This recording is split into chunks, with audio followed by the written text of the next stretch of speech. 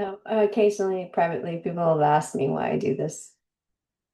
And most people, well, all the people in the group know that I'm an adult child of an alcoholic. My father was a very heavy drinker until I was, I think, 18 and I was off at college.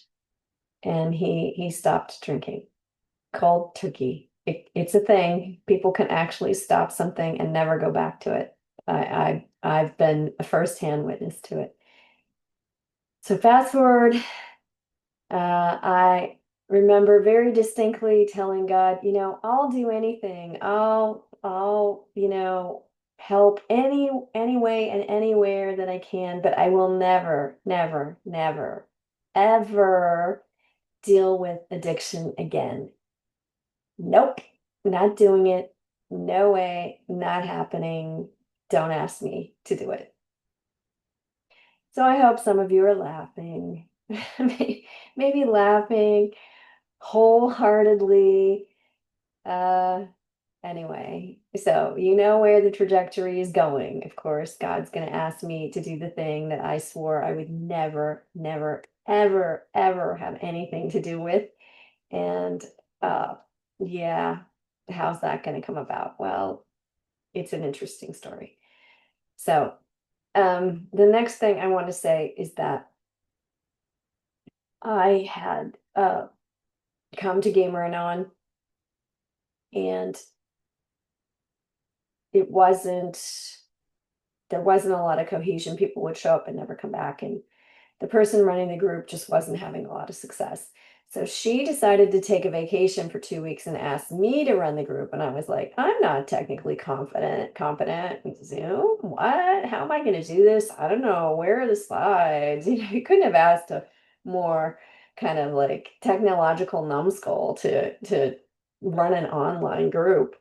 But somehow I did it. And the joke's on me. She never came back. She just passed the baton to me and didn't show up. So then the next thing that happened was I had to go through the 12 steps with a sponsor, and it took a year. I'll have to ask her, it took more than a year, but I was already in the hands of a spiritual mentor, and she was a retired psychologist, and she had two sons that were, or stepsons that were uh, alcoholics. So she'd done the 12 steps. She and her husband had done the 12 steps through an Anon program. And so she was more than happy to do the steps with me and got me through it. It was quite the experience. So here I land. In the meantime, I'm still running this group, and we don't really know what we're doing. So, and there's nobody doing step work. There's nobody has a sponsor. I'm just trudging along. And then I think a couple people asked me to sponsor them. I'm like, well, I haven't finished yet myself. And then I had finished. So, and then it was like God spoke to me. Look, Cheryl, if you don't start sponsoring somebody, you're never going to work yourself out of a job here. That's just how it is. So, step up to the plate. So I started being a sponsor, and that was a a truly beneficial and productive, helpful experience, because it's like walking through the steps all over again. It kind of reminds you, and you can reflect on where you've changed and work at continuing to grow and develop.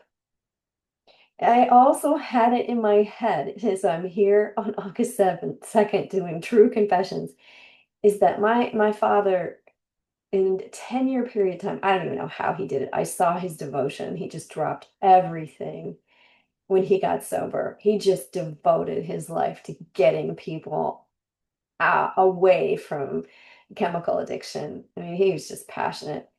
That he sponsored 370 people. And I kept thinking, okay, God, do I have to do this 370 times to be able to like land in heaven? Because I better get to work. If that's the standard, man, I better get moving. So I say that tongue in cheek. I don't know how anybody sponsors 370 people. I just don't know how they do that. But at any rate,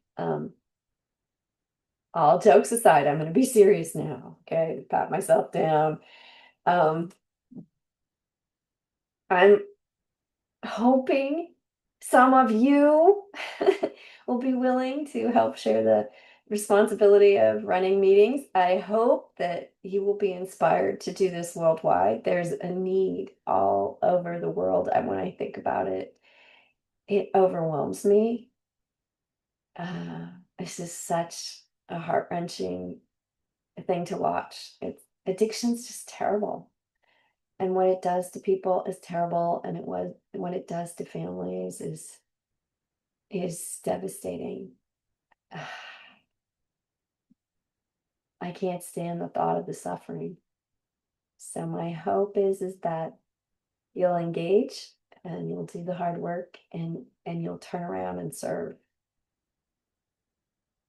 Um, that's my prayer. So I'm doing what I'm doing. August 2nd. My overwhelming desire for control becomes glaringly obvious when I am tempted to control my group. I decide that I know what is best for all of us, or that I am the only one who truly understands the traditions, or that I know what newcomers need to hear, and that I alone must make sure they hear it.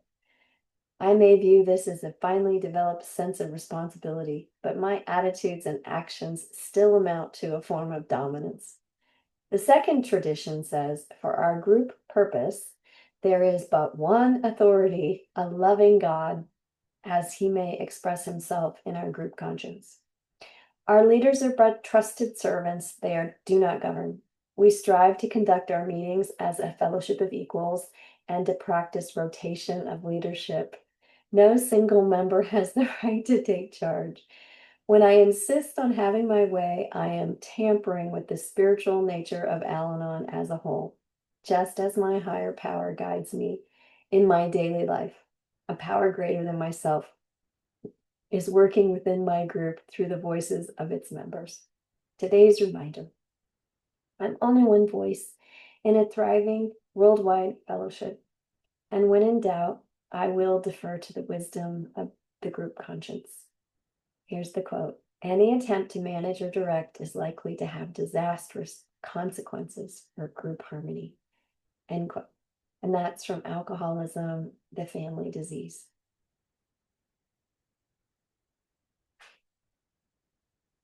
Man, I pray one day I am only one voice in a thriving worldwide fellowship. I think something about the 12 steps and about the fourth step in particular is that anyone and everyone could benefit from reading The Courage to Change every day and being in a 12-step group. It's just a great way to see healthy boundaries modeled and to learn respect and love for your fellow man, and to improve your integrity and your trust in a higher power. I'm praying for you all. I'm praying every single day.